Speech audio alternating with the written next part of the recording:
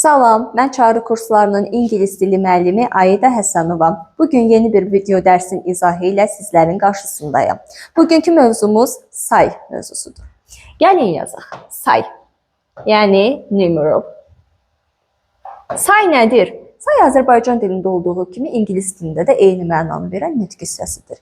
Yəni əşyanın miqdarını və sırasını bildirən nitq hissəsinə say deyilir. Sayın İngilis dilində mənaca 3 növü var. Gəlin görək onlar hansılardır. Birinci, cardinal numerals.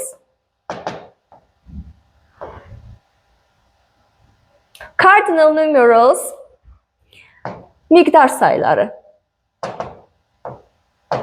Miqdar sayları. İkinci, ordinal numerals.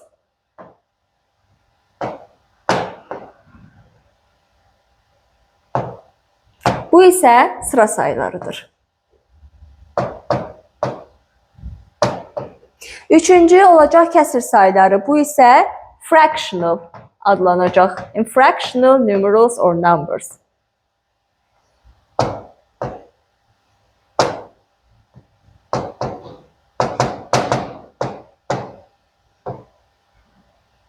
Kəsr sayları.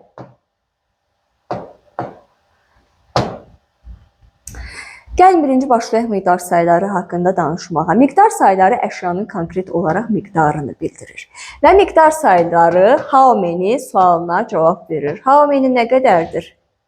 Nə deməkdir daha doğrusu? Nə qədər deməkdir? Nə qədər neçə suallarına cavab verir. Əslində miqdar sayları hər kəs tərəfindən asanlıqla başa düşülən mövzudur. Sadəcə olaraq müəyyən nüanslar var ki, orada abituriyentlərdə müəyyən qədər çaşqınlıq yaranır. Onlar hansılardır? Gəlin baxaq. Ən çox 100, 1000, million kimi sayların yazılması zamanı abituriyentlər bəzi problemlərlə üzləşirlər. Əslində problem deyil. Biz indi onu sizlər üçün asan varianta çevirəcəyik. 100 yazıram. 100 deməkdir. 100. 1000 isə 1000 deməkdir. Əvvəla yadda saxlamalısınız ki, birdən böyük olsa da bu saylar heç bir halda sonuna s qəbul etmir. Yəni 100 və 1000 kimi deyilir. Amma və lakin qarşısında mütləq şəkildə artiklı və yaxud da one sözü işlənməlidir.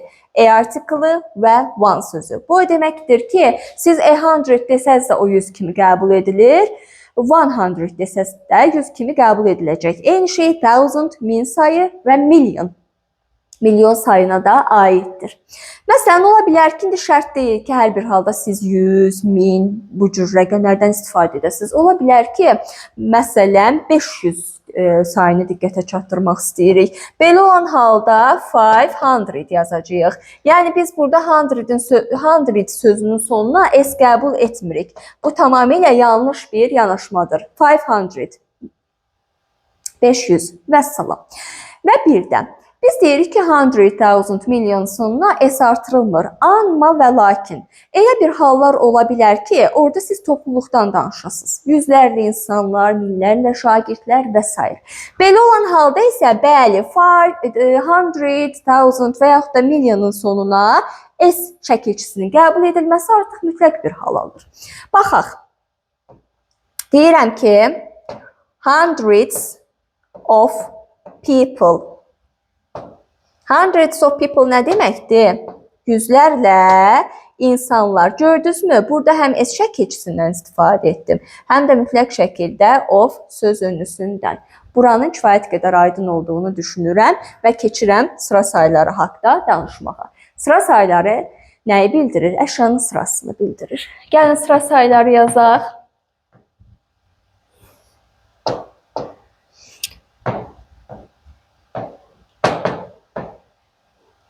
Ordinal numerals. Sıra. Hansı suala cavab verir? Hansı sualına cavab verir? Which sualına cavab verəcək? Sıra saylarının düzəlməsi əslində çox asan yolla başa gəlir. Yəni sıra sayı miqdar sayının sonuna th çəkilçisinin artırılması ilə düzəlir. Amma burada bizim bəzi istisnalarımız var.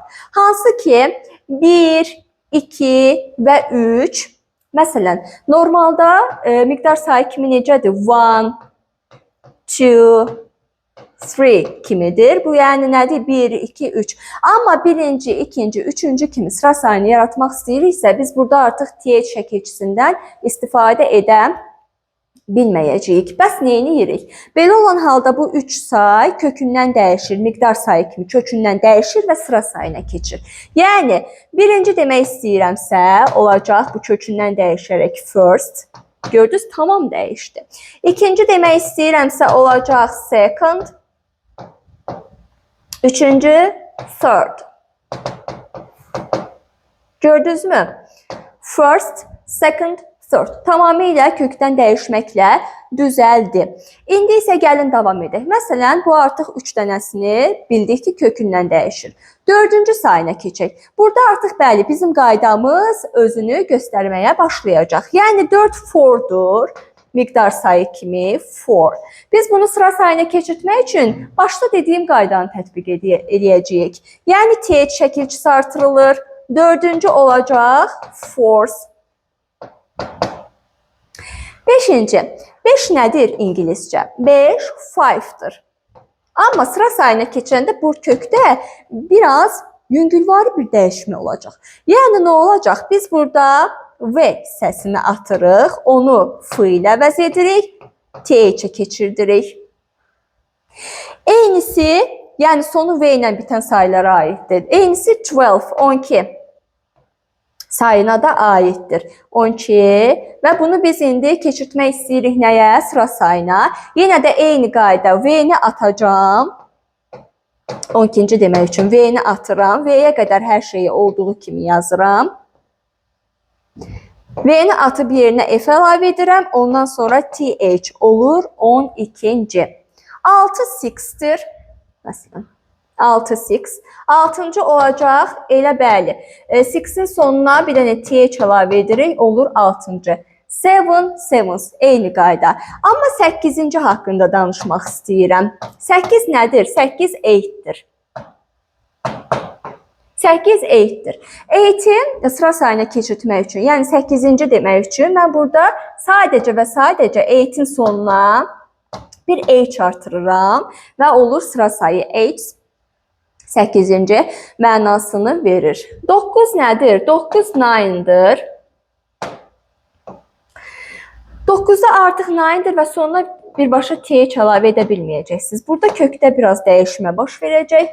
9-cu olacaq, eyni atacağıq və TH şəkilçisini əlavə edib 9-cu sayını düzəldəcəyik. Yəni 9 olacaq.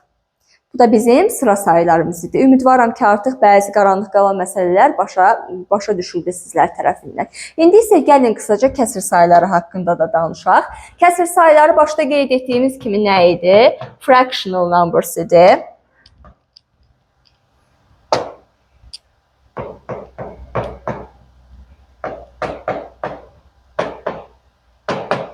Fractional numerals or kəsr sayıları idi. Kəsr sayıları nədir? Bəli, kəsrlə ifadə olunur bu öz yerində. Sadəcə olaraq burada əsas məsələmiz nədən ibarətdir? Sürət və məxrəc var riyaziyyatdan bildiyiniz kimi. Necə oxunacaq? Gəlin ona fikir verək. Sürət miqdar sayı ilə deyiləcək. Miqdar sayı kimi deyiləcək? Miqdar. Məxrəci isə biz sıra sayı kimi oxuyacağıq. Yəni sıra yazıram bura. Deməli, burada indi nə baş verəcək bizdə?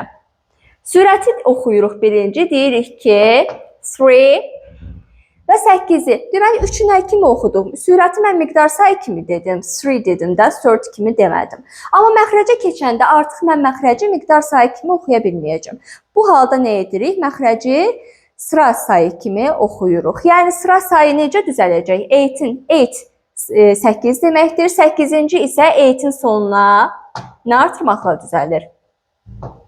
H şəkilçisi artırmaqla düzəlir. Amma biz burada artıq fikir veririk ki, nədir? Məxrəc birdən böyükdür. Ona görə burada 3 8 kimi bunu deyəcəyik.